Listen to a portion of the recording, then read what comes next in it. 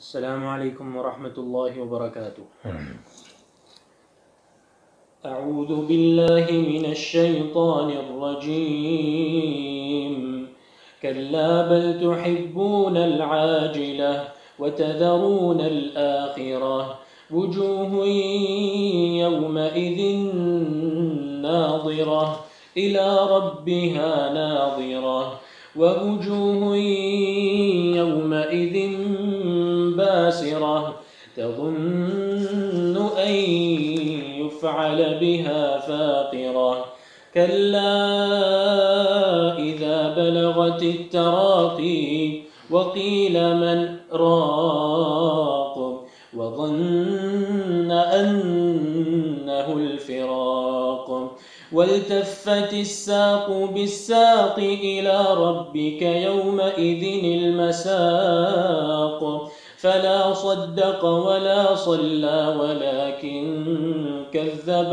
وتولى ثم ذهب إلى أهله يتمطى أولى لك فأولى ثم أولى لك فأولى أيحسب الإنسان أن يترك سدى ألم يك نطفة من مني يمنى ثم كان علقة فخلق فسوى فجعل منه الزوجين الذكر والأنثى أليس ذلك بقادر على أن يحيي الموتى؟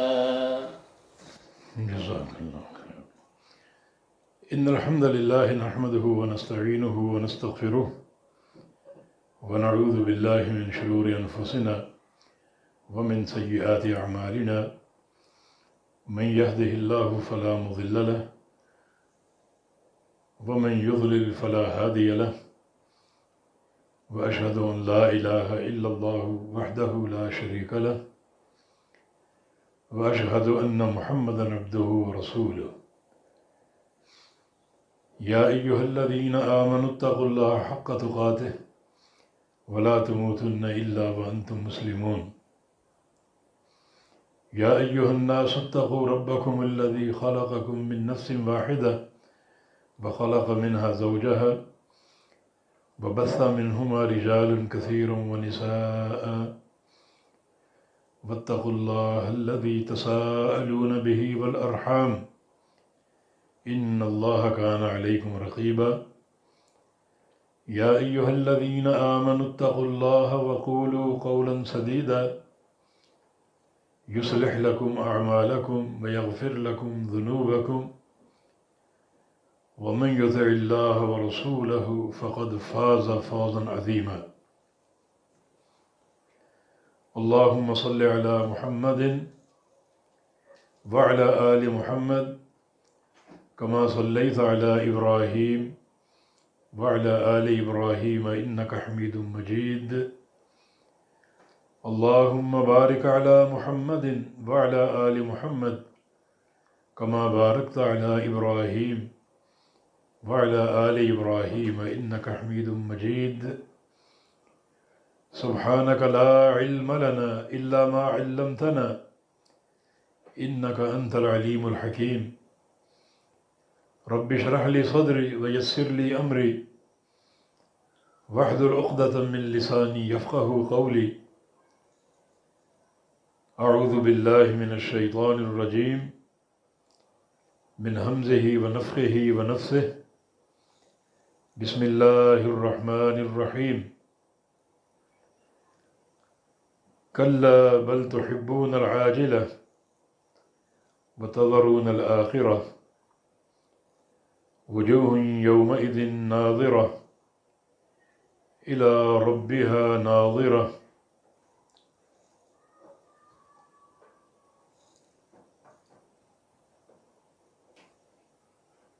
معزز سامعین حضرات، سورۃ القیامہ کی تفسیر جاری ہے جو گزشتہ آیات گزری ہیں اللہ تعالیٰ کی وحی کے سلسلے میں، جن میں اللہ رب العزت نے اپنے حوالے سے 3 باتیں بیان فرمائی ہیں کہ اس قرآن کا آپ کی زبان پہ پڑھانا ہمارا کام ہے، اس قرآن کو آپ کے سینے میں جمع کرنا ہمارا کام ہے، اور اس قرآن کا بیان اور تفسیر بھی ہمارا کام ہے۔ یہ تینوں امور اللہ رب العزت کی طرف سے ایک انعام کے طور پر ہیں کہ یہ سارے کام اللہ تعالیٰ کے سپرد ہیں اور اللہ کے ذمہ ہیں، تو یقیناً اس وحی پر اور قرآن پاک پر ہمارا ایمان اور یقین اور بڑھ جانا چاہیے۔ یہ سارے کام اللہ رب العزت کے سپرد ہیں، اور یہ کفار قریش کو بھی چاہیے تھا کہ اس حقیقت کو پہچان کر ایمان کی طرف آ جائیں، اطاعت کی طرف آ جائیں، مگر ان کا انکار، ان کا عناد اور کبر بدستور جاری رہا۔ اللہ تعالیٰ نے اس کا سبب بیان کیا ہے یہاں کہ کلا بل تحبون العاجلہ، ہرگز نہیں یہ کلا، یہ حرف ردع ہے، حرف توبیخ، جو سابقہ جو ان کی باتیں بیان ہوئیں ان کا انکار کرتا ہے۔ یہ سب غلط ہے، ان کا آخرت کا انکار، قیامت کا انکار، پھر اس وحی کا انکار، یہ سارے کام غلط ہیں۔ وجہ کیا ہے ان کے انکار کی کہ بل تحبون العاجلہ، بلکہ تم محبت کرتے ہو عاجلہ سے۔ عاجلہ کا معنی دنیا، یہ عاجلہ عجلت سے ہے، جلد ملنے والی چیز، جلد حاصل ہونے والا نفع، کیونکہ آخرت کا معاملہ تو بہت دور ہے۔ انسان سوچتا ہے کہ کب مریں گے اور کب قیامت ہوگی اور کب جنت کا فیصلہ ہوگا، یہ تو بڑے دور کے معاملے ہیں۔ تو پھر آخرت کے مقابلے میں تم دنیا سے محبت کرتے ہو کہ اس میں نقد نفع مل جاتا ہے، بہت جلدی نفع حاصل ہو جاتا ہے، تو یہ سب کچھ جو بھی انکار ہے، تکبر ہے، عناد ہے، یہ سارے جو امراض ہیں، ان سب کا سبب محبت دنیا ہے کہ دنیا کی محبت، جلد حاصل ہونے والی شے کی محبت تمہارے دلوں میں کوٹ کوٹ کے بھری ہوئی ہے، اور یہی رکاوٹ ہے اس اطاعت اور قرآن پاک اور رسول کریم صلی اللہ علیہ وسلم کی نبوت پر ایمان لانے میں اور فکر آخرت پیدا کرنے میں، اللہ تعالیٰ کی توحید کو سیکھنے میں یہی ایک رکاوٹ ہے کہ تم دنیا سے محبت کرتے ہو۔ آگے جو آیت کریمہ ہے یہ ایک طرح سے دنیا کی محبت کا علاج ہے۔ بتذرون الآخرہ، اور تم فراموش کیے بیٹھے ہو آخرت کو، قیامت کو، تم آخرت کو فراموش کیے بیٹھے ہو، تبھی دنیا کی محبت میں گرفتار ہو۔ اگر آخرت پر ایمان ہوتا اور جو آخرت کی ہولناکیاں ہیں ان پر یقین ہوتا تو یقیناً یہ دنیا کی محبت کا بت پاش پاش ہو جاتا، اور جب دنیا کی محبت ختم ہو جاتی تو پھر اطاعت کی طرف، اللہ اور اس کے رسول کی فرمانبرداری کی طرف اور ایمان کی طرف اور عمل صالح کی طرف آنا آسان ہو جاتا۔ تو گویا خلاصہ کلام یہ ہے کہ نیکیوں کے راستے میں سب سے بڑی رکاوٹ دنیا کی محبت ہے، اور دنیا کی محبت اس لیے ہے کہ آخرت کا انکار ہے، آخرت کا یقین نہیں ہے۔ تو ایک انسان اگر آخرت کو مان لے تو پھر دنیا کی محبت کا بت پاش پاش ہو جائے گا، اور جب یہ بت ٹوٹے گا تو پھر انسان متوجہ ہوگا اللہ رب العزت کی اطاعت اور توحید کی طرف، مصطفیٰ علیہ السلام پر ایمان لانے کی طرف، ان کی فرمانبرداری کی طرف۔ اور اس طرح کا مضمون قرآن پاک میں بہت استعمال ہوا، قد افلح من تزکا وذکر اسم ربہ فصلی بل تؤثرون الحیاۃ الدنیا والآخرۃ خیر وابقی۔ اللہ تعالیٰ نے کامیابی کے لیے، دنیا کی کامیابی، آخرت کی کامیابی، صرف 3 اصول ذکر کیے ہیں: تزکیہ نفس، پاک صاف ہو جانا، اللہ تعالیٰ کا ذکر کرنا اور نماز قائم کرنا۔ یہ اصول 3 ان پر تم آ جاؤ تو کیا ہوگا؟ قد افلح، فلاح پا چکے، تم کامیاب ہو چکے۔ یہ تعبیر بصیغہ ماضی، یہ نہیں کہا کہ کامیاب ہو جاؤ گے، نہیں، تم کامیاب ہو چکے، اتنی یقینی کامیابی۔ لیکن اتنا یہ سہل پروگرام، اتنا واضح پروگرام، اور پھر بھی تم اس طرف نہیں آتے، کیوں؟ بل تؤثرون الحیات الدنیا، کہ تم دنیا کی زندگی کو ترجیح دیتے ہو۔ یہ دنیا کی محبت کا بت تمہارے اندر سمایا ہوا ہے، اس کو توڑنا پڑے گا، اور توڑنے کے لیے کیا ہے؟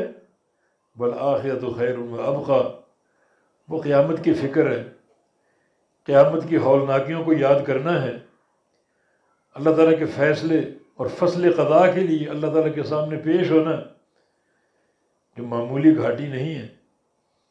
تو یہ سوچو اور غور کرو، ان گھاٹیوں کے متعلق فکر کرو اور ان کی کامیابی کی جستجو کرو، تو بالکل وہی مضمون ہے فلاح کا پروگرام۔ یہ 3 اصول۔ لوگ کیوں نہیں آتے؟ دنیا کی محبت کی بنا پر۔ دنیا کی محبت کیوں ہے؟ آخرت کی یاد نہیں۔ تو اگر انسان اوپر سے چلے، آخرت کو یاد کرے، کتاب و سنت کے وہ نصوص جن میں آخرت کے تعلق سے بڑے ہولناک انکشافات ہیں، ان پر غور کرے، جنت کی نعمتوں پر غور کرے، تو یقیناً آخرت کی فکر پیدا ہوگی، اور جب وہ پیدا ہو گئی تو پھر یہ دنیا جو ایک زائل اور دنی شے ہے، یہ خود بخود پاش پاش ہوگی۔ اور جب دنیا کی محبت پاش پاش ہو گئی تو پھر کیا ہوگا؟ پھر یہ اصول 3، اللہ اور اس کے رسول کی اطاعت، یہ سارے پروگرام انتہائی آسان ہو جائیں گے۔ تو یہ قرآن نے اس نہج پر غور کرنے کی دعوت دی ہے کہ دین کی طرف آؤ، اور آنے کے لیے دنیا کی محبت کو ختم کرو، اور دنیا کی محبت کو ختم کرنے کے لیے ہمیشہ آخرت کو سامنے رکھو اور قیامت کو یاد رکھو۔ آگے اللہ رب العزت نے قیامت کی ایک عظیم الشان نعمت کا ذکر کیا، اور یہاں بھی دعوت ہے۔ کتنی یہ عالی شان نعمت تمہیں قیامت کے دن حاصل ہوگی جنت میں۔ وجوہ یومئذ ناظرہ، بہت سے چہرے یومئذ اس دن ناظرہ تر و تازہ ہوں گے، رونق والے ہوں گے، ان چہروں پر خوشی اور سرور چھایا ہوگا، چمک دمک ہوگی ان چہروں پر۔ وہ چمک دمک جنت کی نعمتوں کی بنا پر ہوگی۔ فرمایا کہ تعرف فی وجوہہم نظرۃ النعیم، آپ ان کے چہروں میں پہچانیں گے جنت کی نعمتوں کی تر و تازگی، رونق۔ جو چہرے ان کے جو ہیں وہ تمتما رہے ہیں، اور ان پر رونق ہے، تر و تازگی ہے، خوشی اور سرور ہے، اور یہ سرور اور تر و تازگی بڑھتی جا رہی ہے، حسن میں روزانہ کی بنیاد پر اضافہ ہوتا جا رہا ہے۔ یہ جنت کی نعمتوں کی بنا پر، جنت کی نعمتوں کا کمال ہے جو اللہ رب العزت نے ان نعمتوں میں ودیعت فرمایا، اور اسی بنا پر آپ پہچانیں گے ان کے چہروں میں ایک رونق، سرور اور تر و تازگی. تو وجوہ یومئذ ناظرہ، بہت سے چہرے اس دن تر و تازہ ہوں گے، الی ربہا ناظرہ، اور وہ اپنے رب کی طرف دیکھنے والے ہوں گے. اللہ تعالیٰ کا دیدار، اللہ تعالیٰ کے چہرے کو دیکھنا، چہرہ مبارک کو دیکھنا، جو کہ دونوں جہانوں کی سب سے بڑی نعمت. جنت کی ساری نعمتیں جمع کر لی جائیں، جن میں حوریں ہیں، قصور ہیں، محلات ہیں، نہریں ہیں، باغات ہیں، طرح طرح کے گوشت ہیں، سب نعمتوں کو جمع کر لو. اللہ تعالیٰ کے دیدار کی نعمت جو ہے ان سب پر حاوی، سب سے بڑھ کر، جس کی دلیل نبی علیہ السلام کی حدیث ہے کہ ینسون نعیم الجنہ یا لا یلتفتون الی نعیم الجنہ ما داموا ینظرون الیہ. جب تک جنتی انہیں اللہ تعالیٰ کے چہرہ مبارک کا دیدار حاصل رہے گا، تب تک جنت کی تمام نعمتوں کو بھول جائیں گے. اپنے حور و قصور کو، محلات کو، نہروں کو اور باغات کو، یہ سارا کھانا پینا سب بھول جائیں گے جب تک اللہ رب العزت کا دیدار قائم رہے گا. اور لا یلتفتون کے الفاظ بھی کہ جنت کی نعمتوں کو جھانک کر نہیں دیکھیں گے جب تک دیدار باری تعالیٰ قائم ہے. بہت بڑی نعمت ہے یہ، اور اس نعمت کے حصول کے لیے اس نظام کو اپنانا ضروری ہے جو اللہ اور اس کے رسول نے پیش کیا. نبی علیہ السلام دعا کیا کرتے تھے، اللہم انی اسألوک لذۃ النظر الی وجہک، کہ یا اللہ میں تجھ سے سوال کرتا ہوں اپنے چہرے کے دیدار کی لذت کا، تیرے چہرے مبارک کا دیدار روز قیامت حاصل ہو جائے، اور اس دیدار کی لذت کا تجھ سے سوال ہے. بڑی عظیم و شان نعمت، اور اس کو پانے کے لیے شریعت نے باقاعدہ عمل دیے ہیں، جن میں سے سب سے برگزیدہ عمل اللہ تعالیٰ کی توحید کا ہے. ایک مقام پر اللہ تعالیٰ کا ارشاد گرامی، وَلِلَّذِينَ أَحْسَنُوا الْحُسْنَى وَزِيَادَةٌ، جنہوں نے اچھا کیا ان کے لیے حسنہ ہے. عبداللہ بن عباس فرماتے ہیں کہ یہاں اچھا کرنے سے مراد کلمہ لا الہ الا اللہ کا اقرار و اعتراف ہے، اور الحسنہ سے مراد جنت. جنہوں نے کلمہ توحید اس کا حق ادا کر دیا، پڑھنے کا، سمجھنے کا، عمل کا، اور اس کی دعوت کو عام کرنے کا، ان کے لیے حسنہ یعنی جنت ہے، وزیادہ، اور کچھ اور بھی، زیادہ بھی. یہ زیادہ کی تفسیر نبی علیہ السلام سے منقول ہے، اور زیادہ سے مراد یہاں پر اللہ تعالیٰ کے چہرے کا دیدار ہے. معنی یہ دیدار حاصل ہوگا اس توحید کے عقیدے کی بنا پر، توحید کی معرفت کی بنا پر، کلمہ لا الہ الا اللہ کی معرفت کی بنا پر. تو ذمہ داری جو علماء اور دعات کی ہونی چاہیے وہ اس کلمے کے معنی کو عام کریں، نہ کہ اس تعلق سے وہ باتیں کریں جن باتوں میں کلمے کے تعلق سے کوئی افادیت نہیں. مثلا لا الہ الا اللہ کا ورد اجتماعی، بتیاں بجھا دو، سینے پر ضربیں لگاؤ، یہ ساری شعبدہ بازیاں جن کا دین سے کوئی تعلق نہیں. ناف سے آواز نکالو، آواز کو کچھ دیر اندر دبا کے رکھو، پھر سینے پہ ضربیں لگاتے ہوئے الا اللہ کی آواز بلند کرو. مقصد کیا ہے؟ یعنی یہ شیطان کی سازش ہے کہ لوگ اصل حقیقت کو فراموش کر دیں. سفیان ثوری کا قول ہے کہ لیس شیء اقطع لظہر ابلیس من قول لا الہ الا اللہ. سب سے زیادہ ابلیس کی کمر جس چیز سے ٹوٹتی ہے وہ ہے بندے کا لا الہ الا اللہ پڑھنا، لیکن پڑھنا ایک معرفت ادراک کے ساتھ ہو، سرسری نہ ہو، بے معنی نہ ہو، بلکہ جو حقیقت ہے توحید کے فہم کی، اس فہم کے ساتھ ہو۔ تو بندہ ایک بار یہ کلمہ پڑھتا ہے تو شیطان اپنی کمر پر ضربے محسوس کرتا ہے، اور کثرت ذکر سے، کثرت لا الہ الا اللہ سے ابلیس کی کمر ٹوٹ جاتی۔ تو پھر ابلیس نے تو سازشیں کرنی تھی کہ لوگوں کو حقیقت سے دور کیا جائے، اور وہ کامیاب ہے۔ ایسی ایسی چیزیں کلمے کے تعلق سے ایجاد کر ڈالی جن کا شریعت سے کوئی نہ ربط ہے نہ تعلق ہے، تاکہ لوگ حقیقت سے دور ہو جائیں اور میری کمر ٹوٹنے سے بچ جائے۔ تو شیطان اپنی سازش میں کامیاب ہے، اور بہت سے لوگوں کو فرغلا کر کلمہ لا الہ الا اللہ سے غافل کر چکے، اصل حقائق سے غافل کر چکے۔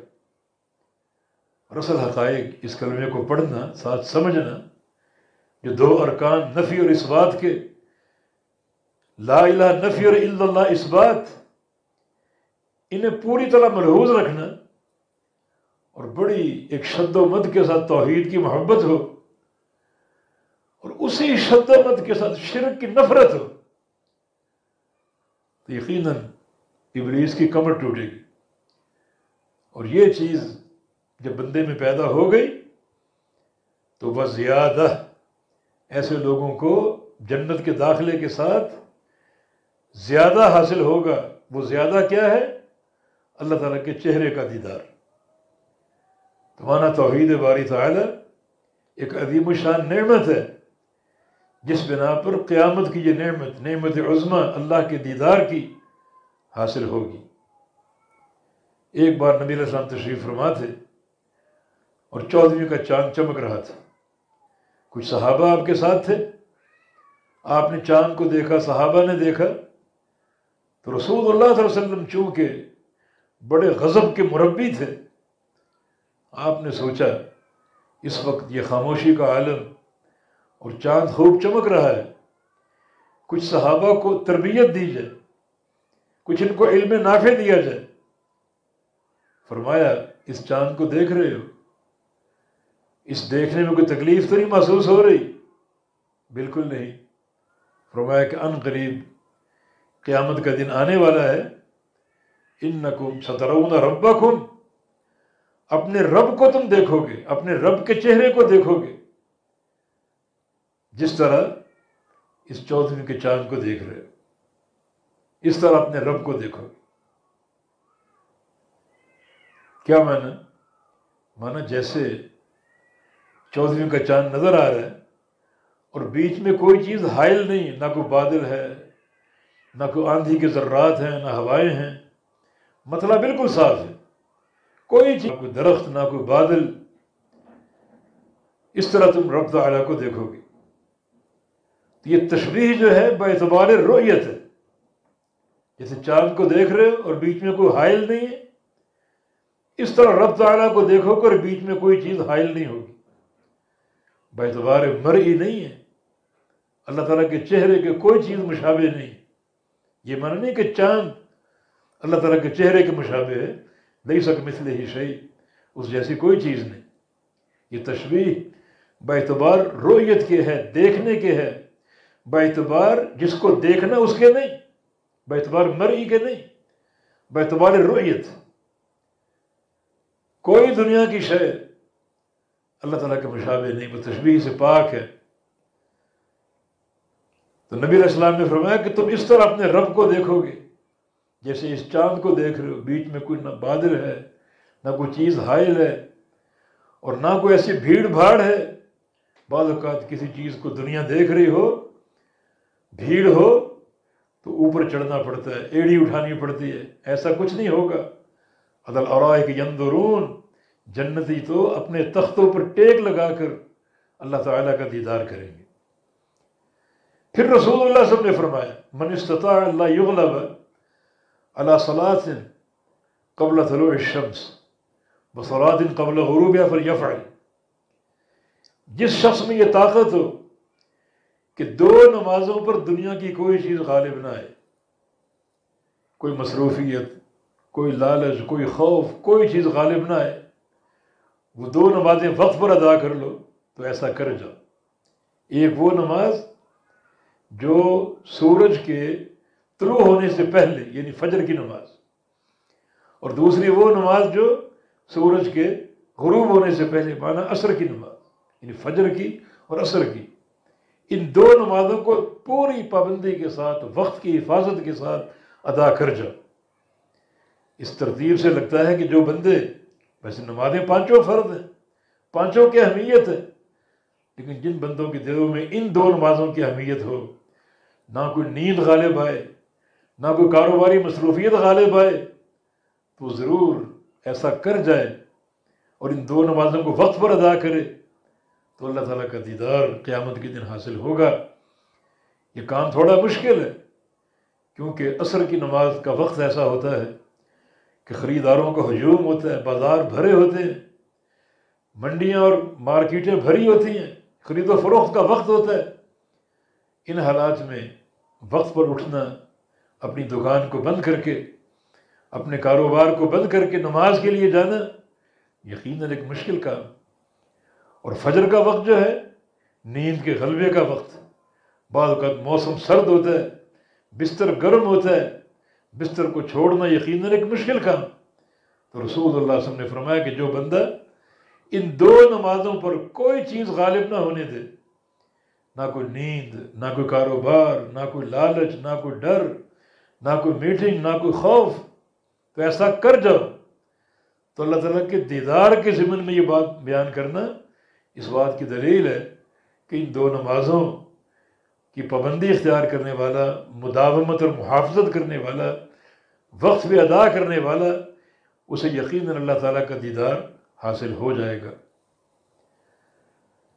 تو اِلیٰ رَبِّهَا نَاظِرَةٌ، اپنے رب کی طرف دیکھ رہے ہوں گے، وَوُجُوهٌ يَوْمَئِذٍ بَاسِرَةٌ، اور بہت سے چہرے اس دن باسرہ بمعنی کالحہ، سیاہ ہوں گے، ان پر گرد و غبار کی تہیں جمی ہوں گی، سیاہی ان پر چھائی ہوگی۔ یہ بصرہ، بصور، بصور اس کا مصدر ہے، بمعنی کالح، بصرہ بمعنی کالح، یعنی سیاہ ہونا، بے رونق ہونا، ویرانی کا راج ہونا۔ تو بہت سے چہرے اس دن بالکل بے رونق اور سیاہ ہوں گے۔ تظن ان یفعل بها فاقرہ، وہ یقین کر لیں گے، انہیں یقین آ جائے گا، ان یفعل بها فاقرہ، کہ کیا جائے گا ان کے ساتھ فاقرہ، سخت معاملہ۔ یہ فاقرہ فقار سے، اور فقار کمر کی ہڈی کو بولتے ہیں جس پر انسان کھڑا ہوتا ہے، اور انسان کی بنیادی وہ چیز ہے انسان کے کھڑا ہونے کے لیے، اور کمر کی ہڈی ٹوٹ جائے تو اٹھنے کے قابل نہیں رہتا۔ تو فاقرہ وہ یقین کر لے گا، سمجھ بیٹھے گا کہ اس کے ساتھ جو معاملہ ہونے والا ہے یقیناً وہ کمر توڑ معاملہ ہے، بڑا بھیانک اور ہولناک معاملہ ہے۔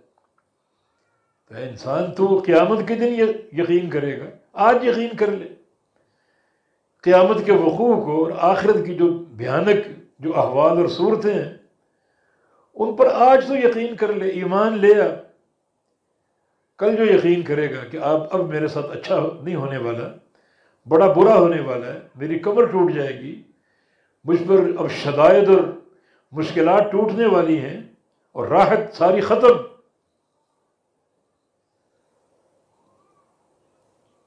تو اللہ تعالیٰ نے انسان کو سمجھانے کے لیے، ان کفار قریش کو سمجھانے کے لیے کیا کیا حوالے دیے، نعمتوں کا ذکر کیا، عذاب علیم کا ذکر کیا۔ اب ایک اور چیز اللہ تعالیٰ نے سمجھانے کے لیے اختیار فرمائی کہ چلو قیامت قائم ہوگی، قیامت کی نعمتیں، اللہ کا دیدار، اور مجرموں کو اللہ تعالیٰ کا عذاب، اللہ کے دیدار سے محرومی، یہ تو قیامت کے امور ہیں۔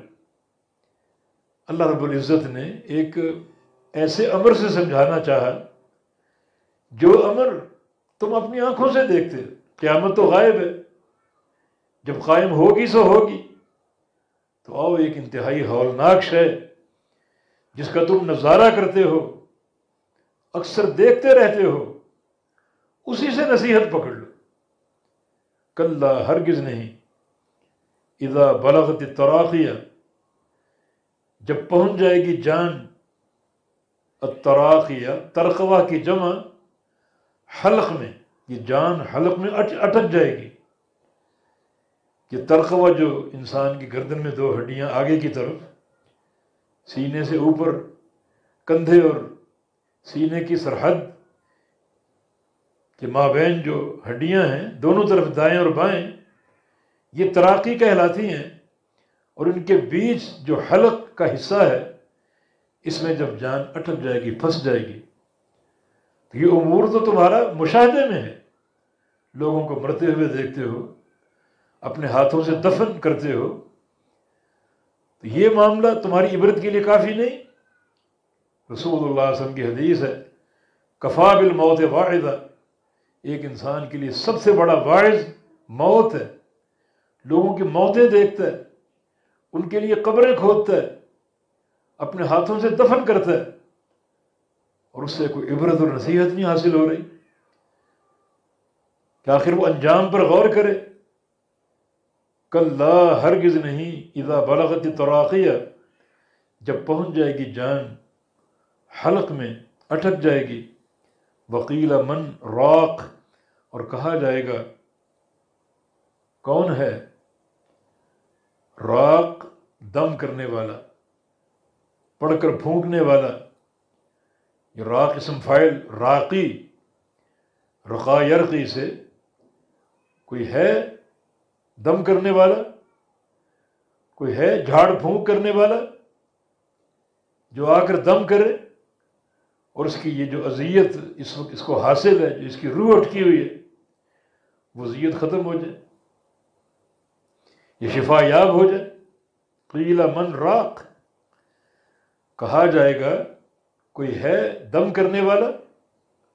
اب لوگ اس کی اس کیفیت کو دیکھ رہے ہیں، تم بھی دیکھتے ہو، آئے دن دیکھتے ہو، تمہارے سامنے لوگ مرتے ہیں، جان ان کی حلق میں پھنس جاتی ہے، بڑی اذیت کا سامنا کرتے ہیں۔ یہ تمہارے لیے عبرت کی بات نہیں ہے، نصیحت کی بات نہیں ہے؟ تو کہا جائے گا کوئی ہے دم کرنے والا، لوگ مشورے کر رہے ہیں، اس کو ہاسپٹل میں لے جاؤ، ڈاکٹر کے پاس لے جاؤ، آغا خان لے جاؤ،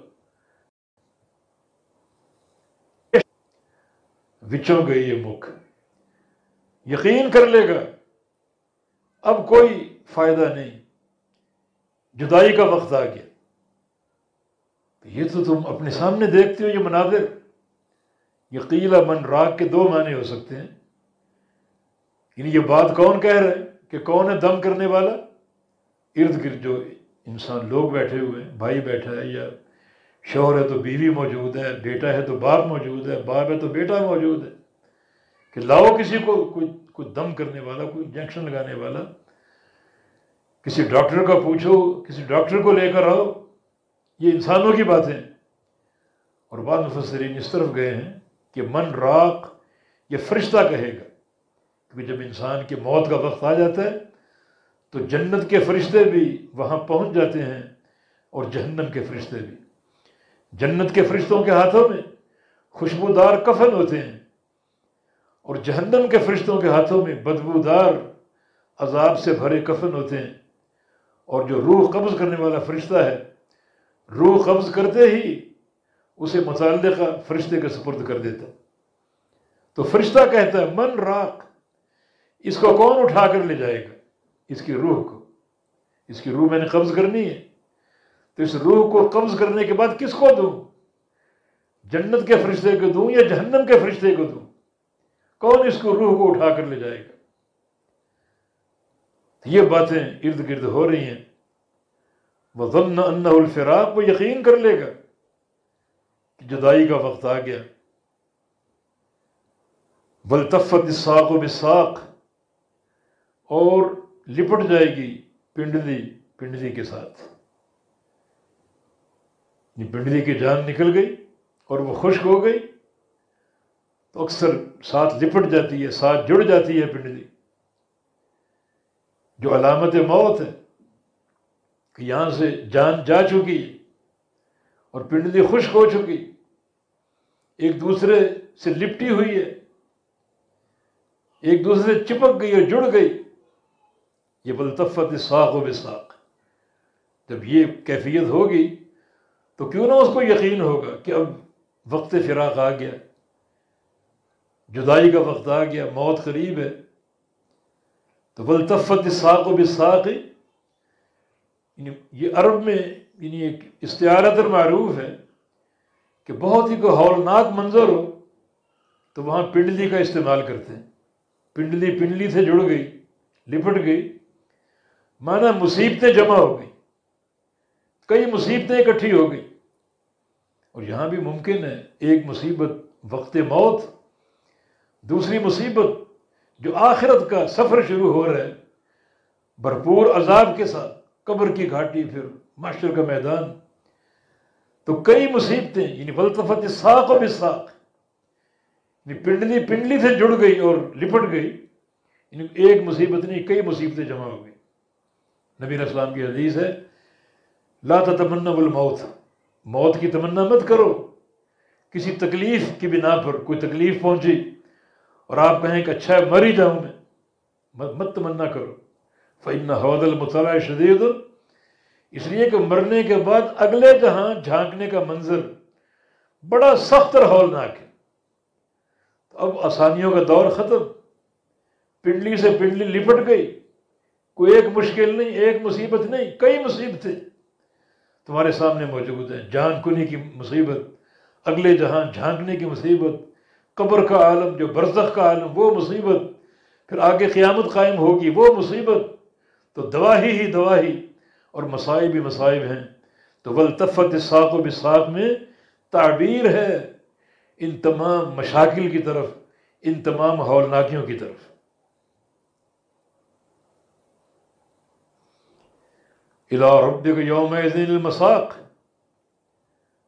تیرے رب کی طرف اس دن المساق، چلنا ہے، جانا ہے، روانہ ہونا ہے تیرے رب کی طرف۔ جو موت آئے گی تو روانگی کس طرف ہوگی؟ تیرے رب کی طرف۔ اس کا کیا معنی؟ اس کا معنی ایک حدیث مسند احمد وغیرہ، مسند نبی داؤد میں یہ براء بن عازب کی روایت سے، جو فرشتہ روح قبض کر لیتا ہے تو اس کی روح رب تعالیٰ کی طرف لے جائی جاتی، رب تعالیٰ کی طرف لے جائی جاتی، اور اگر وہ جنتی روح ہے تو وہ روح فرشتے اس کو لے کر 7ویں آسمان تک پہنچ جاتے ہیں۔ اللہ تعالیٰ فرماتا ہے کہ اکتبوہ فی علیین، میرے اس بندے کو علیین میں لکھو۔ اس کا نام جس رجسٹر میں جس کا اندراج کرنا ہے وہ علیین میں، علیین ایک ٹھکانہ جو 7ویں آسمان پر، اور اس کا 7ویں آسمان پر ہونا اس کے شرف، عزت اور عظمت کی بنا پر کہ میرے اس بندے کا نام یہ جنتی ہے، میرے اس بندے کا نام علیین میں لکھو، اور اس کی روح کو واپس لے جاؤ قبر میں تاکہ فرشتے اس سے سوال جواب کریں۔ یہ سارے کام آنن فانن ہو رہے ہیں، یہ نہیں کہ اس میں کوئی گھنٹے یا منٹ لگیں گے، یہ اس میں کوئی دن صرف ہوں گے۔ فرشتے نے روح قبض کی تو اس روح کو اپنے پاس کوئی مہمان نہیں بنائے گا، بلکہ جس فرشتے کے قابل ہے وہ روح اس کے حوالے کر دے گا، اور وہ لیتے ہی اوپر کا سفر شروع کر دے گا۔ اور اگر وہ نیک روح ہے، جنتی ہے، تو آسمانوں کے دروازے کھلتے جائیں گے حتیٰ کہ وہ 7ویں آسمان تک پہنچ جائے گا، اور اللہ فرمائے گا کہ اکتبوہ فی علیین، میرے اس بندے کا نام علیین میں لکھو، اور اس کی روح کو واپس لے جاؤ قبر میں، اس کے بدن میں لوٹا دو تاکہ فرشتے اس سے سوال جواب کریں۔ اور اگر وہ خبیث روح ہے، جہنمی، تو پہلے آسمان پر ہی اس کو روک لیا جائے گا کہ اوپر جانے کے قابل نہیں ہے۔ اکتبوہ فی اکتبوہ فی الاسفلین، اس کو نیچے لے، اس کا نام نیچے درج کرو، سجین، اکتبوہ فی سجین، کہ سجین میں اس کے نام کا اندراج کرو۔ اور سجین مقام کہاں پر ہے؟ 7ویں زمین کے نیچے، علیین 7ویں آسمان کے اوپر، یہ اس کا شرف ہے، اور سجین 7ویں زمین کے نیچے، یہ اس کی تذلیل اور اہانت ہے۔ اور وہاں نام درج کر کے اس روح کو واپس لے جاؤ اور قبر میں اس انسان کے اندر ڈال دو، تاکہ فرشتے اس سے سوال جواب کریں۔ یہ آنن فانن سارے کام ہوں گے، فرشتوں کے سوال ہوں گے، من ربک، من نبیک، ما دینک، تیرا رب کون ہے، نبی کون ہے، دین کیا ہے؟ اور جنتی روح کیا کہے گی؟ ربی اللہ و نبی محمد و دین الاسلام۔ اور یہ شخص کیا کہے گا؟ ہا ہا لا ادری، ہائے افسوس میں نہیں جانتا، مجھے علم نہیں۔ ہائے افسوس اس لیے کہے گا کہ بظاہر سوال تو آسان ہے، مگر مجھے ان سوالوں کے جواب سجھائی نہیں دے رہے۔ تیرا رب کون ہے؟ پوری زندگی ہم اللہ تعالیٰ کو مانتے آئے ہیں، لیکن جواب سجھائی نہیں دے رہا۔ سجھائی کیوں دے؟ تیرے سامنے پوجا کے 20 مرکز تھے، کبھی کسی کو سلام، کبھی کسی کی چوکھٹ، کبھی کہیں سجدہ، کبھی فلاں مشکل کشا، کبھی فلاں حاجت روا۔ تو آج تیری مت مار دی جائے گی، کیسے جواب دے پائے گا تو یہ منظر تو روزانہ انسان کے سامنے آتے ہیں، اکثر آتے رہتے ہیں۔ تو ہم نے قیامت کی خبریں تمہیں دی ہیں، اب قیامت تو دور ہے بہت، اور وہ احوال تم نے دیکھے بھی نہیں، لیکن یہ تو ایک مشاہدے میں آنے والی چیز ہے۔ تو اسی پر سوچو، اسی پر غور کرو، کتنی یہ بھیانک گھڑی ہے جس کا ہر بندے نے سامنا کرنا ہے۔ الموت کأس کل ناس شاربوها والقبر باب کل ناس داخلوها۔ موت ایک جام ہے، ہر شخص نے پینا ہے، اور قبر ایک دروازہ ہے، ہر شخص نے اس میں داخل ہونا ہے۔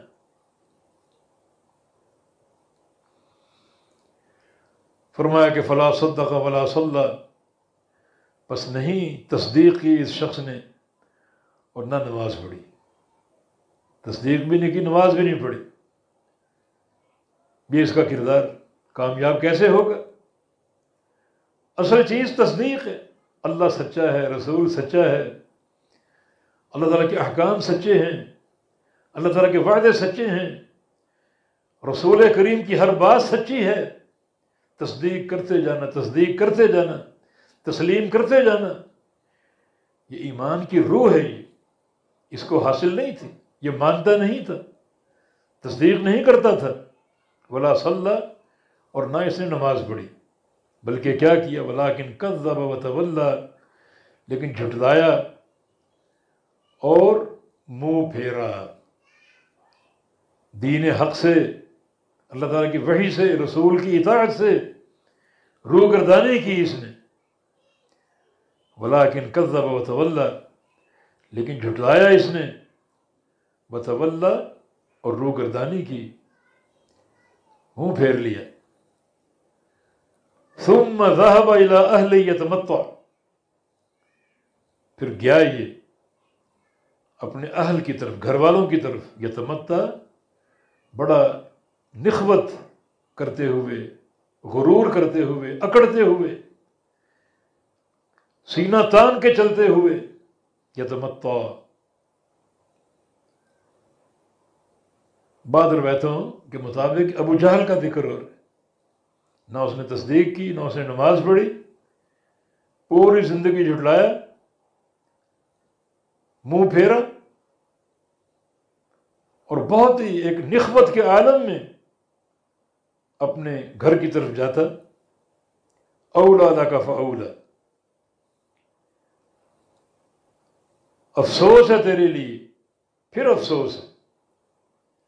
جب افسوس ہے تو وہ افسوس بمعنی ہلاکت ہے، تیرے لیے بربادی، کہ تو نے بربادی کا راستہ چن لیا، افسوس ہے تجھ پر۔ مفسرین نے یہاں اس کا شان نزول نقل کیا ہے کہ ایک دفعہ رسول اللہ صلی اللہ علیہ وسلم نے ابو جہل کو پکڑ لیا، یا اس کے دامن کو یا اس کے ہاتھ کو، اور بعین یہ الفاظ کہ اولا لک فاولا، ابو جہل افسوس ہے تجھ پر کہ تو نے اطاعت نہیں کی، اس دین کو قبول نہیں کیا، اللہ تعالیٰ کی توحید کو نہیں مانا، تجھ پر بار بار افسوس ہے، ایک تیرے نہ ماننے کا، اور چونکہ تو اس قوم کا سردار ہے، تجھے دیکھ کر یہ باقی چیلے چمچے یہ بھی نہیں مان رہے، تو تجھ پر افسوس ہی افسوس ہے، تیری ہٹ دھرمی باقیوں کے لیے بھی حق سے دوری کا باعث بن رہی، افسوس ہے تجھ پر، پھر افسوس ہے تجھ پر۔ یہ بات نبی علیہ السلام نے کہی تھی، اللہ رب العزت نے اپنے پیارے پیغمبر کی تائید فرمائی اور بالکل آپ کے الفاظ کو وحی بنا دیا، اولا لک فاولا ثم اولا لک فاولا، تجھ پر افسوس، پھر افسوس، پھر افسوس، پھر افسوس۔ اصل میں 4 احوال ہیں، ایک ہے اس کی پوری زندگی، تیری پوری زندگی اس تجبر پر، عناد پر، انکار پر گزری، تو یہ افسوس ہے تیرے لیے، اور یہ افسوس تیرے لیے ہلاکت کا باعث بنے گا، اور عنقریب بن گیا۔ میدان بدر میں 2 چھوٹے بچوں نے ابو جہل کی زندگی کا خاتمہ کر دیا، تھوڑی سی رمق باقی تھی تو عبداللہ بن مسعود رضی اللہ عنہ، اس ہوزلی نوجوان نے سینے پر بیٹھ کر اس کی گردن کاٹی، انتہائی اہانت اور ذلت کی موت۔ یہ زندگی کے افسوس کا نتیجہ کہ بدر میں تیری ہلاکت ہوئی۔ دوسرا افسوس اس دن جب تو مرا، اور مر کر تم اگلے جہاں کو جھانکا، اگلے جہاں کا منظر دیکھ لیا۔ اللہ کے پیارے پیغمبر نے ان صنادید قریش کو مار کے بدر کے بعد اکثر کو کنویں میں پھینکوا دیا، اور کنویں کے منڈیر پر کھڑے ہو کر کہا، هل وجدتم ما وعد ربکم حقا، اللہ تعالیٰ کے وعدے کو تم نے سچا دیکھ لیا؟ فإنی وجدت ما وعدنی ربی حقا، میں نے اپنے رب کے وعدے کو حق دیکھ لی، رب تعالیٰ کے وعدے کی حقانیت میں نے دیکھ لی، تم نے بھی دیکھ لی۔ امیر عمر نے عرض کیا کہ یہ تو مردار ہیں، آپ ان سے باتیں کر رہے ہیں؟ فرمایا کہ اس وقت اللہ رب العزت انہیں میری باتیں سنا رہے، ان کی تصغیر کے لیے، ان کی اہانت کے لیے، ان کی تحقیر کے لیے، ان کی تذلیل کے لیے۔ جو عذاب ہے وہ تو ہے ہی ہے، وہ ان کو لاحق ہے، اور میری باتیں مزید ان پر نشر کا کام کر رہی ہیں، ان کی تذلیل اور اہانت کا کام کر رہی ہیں۔ یہ 4 دفعہ، ایک زندگی، دوسرا وقت موت، اور تیسرا جب یوم البعث ہوگا، قیامت قائم ہوگی، اور قیامت میدان محشر کا وقوف ہوگا، اللہ تعالیٰ کے سامنے پیش ہونا ہوگا، اور پھر چوتھا افسوس جب جہنم کا داخلہ اس کے لیے ہوگا، اللہ تعالیٰ کا فیصلہ ہوگا، ابدی جہنم کی طرف جو ہے وہ اس کو بھیجا جائے گا، ہمیشہ کے ٹھکانے کی طرف۔ تو یہ افسوس کتنا یعنی اس کے لیے ایک ہیبت ناک اور جاں افزا ہے۔ نصیحت قبول نہیں کی، پوری زندگی عناد کا رویہ رکھا، تو پھر یہ ساری ہلاکتیں اس کا مقدر۔ اَيَحْسَبُ الْإِنسَانُ أَن يُتْرَكَ سُدًى، انسان کیا سمجھتا ہے؟ یہ حرف استفہام، اَيَحْسَبُ الْإِنسَانُ، کیا سمجھتا ہے انسان؟ أَن يُتْرَكَ سُدًى، کہ اسے چھوڑ دیا جائے گا، سدى بیکار، بے مقصد، مہمل، یہ سمجھتے ہو کہ تمہاری جو زندگی ہے یہ بے مقصد ہے، یہ بیکار ہے۔ وہ کہتے ہیں کہ ابل سدى، ابل سدى، وہ اونٹ جو جنگل میں پھر رہا ہو اپنے مالک کے بغیر، تو اس کا پھرنا بالکل بے ترتیب ہوتا ہے۔ تو اس طرح یہاں صدا کا لفظ استعمال ہوا کہ انسان کیا سمجھتا ہے کہ اس کو بیکار پیدا کیا گیا، مہمل پیدا کیا گیا، نہ اس کے لیے عمل ہے، نہ نہیں ہے، نہ عقیدہ ہے، نہ فہم ہے، نہ توحید ہے، نہ اطاعت ہے، نہ حساب و کتاب ہے، نہ جزا اور سزا۔ یہ سمجھتے ہو تم؟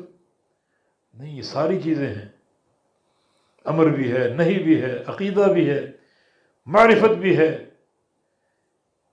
حساب و کتاب بھی ہے، جزا اور سزا بھی ہے۔